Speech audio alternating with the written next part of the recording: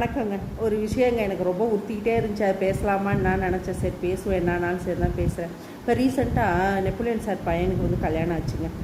அவங்க பேரண்ட்ஸ் சரி கல்யாணம் பண்ணணும்னு பண்ணிட்டாங்க. அது நிறைய பேர் பார்த்திங்கன்னா, ஒரு பொண்ணு வாழ்க்கை வீணாக போச்சு அப்படி இப்படி. நானும் ஒரு பொண்ணு தான், நான் ஒரு பொண்ணையும் பெற்றிருக்கிறேன். இருந்தால் நான் சொல்கிறேங்க, இதே ஒரு பெண் குழந்தைக்கு ஏதோ ஒரு உடம்புல கஷ்டம் அப்படின்னும் ஒரு பையன் நான் வாழ்க்கை கொடுக்குறேங்க, நான் கல்யாணம் பண்ணிக்கிறேன்னா பரவாயில்லையே, அந்த பையன் ஒரு பொண்ணுக்கு வாழ்க்கை கொடுக்குறான்னு ஆகா ஓப்பனுவான்.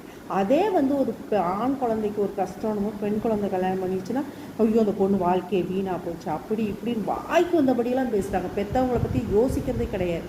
அதாவதுங்க, ஒரு கணவன் மனைவின்றது தாம்பத்தியம் மட்டும்தான் உறவு கிடையாதுங்க. அதை மிஞ்சின உறவு எவ்வளோ சூப்பர் உறவு இருக்குது, அதெல்லாம் உங்களுக்கு தெரிய மாட்டேங்குது. சரி, உங்களை சொல்லி குற்றமில்லை, ஏன்னா அந்த மாதிரியான காலகட்டத்தில் இருக்கிறனால. ஆனால் கணவன் மனைவின்குள்ளே எவ்வளோ சந்தோஷமான நிகழ்ச்சி இருக்குது. அப்படி வாழ்ந்துட்டு போட்டு அது மாதிரி பேசாதீங்க. நன்றி.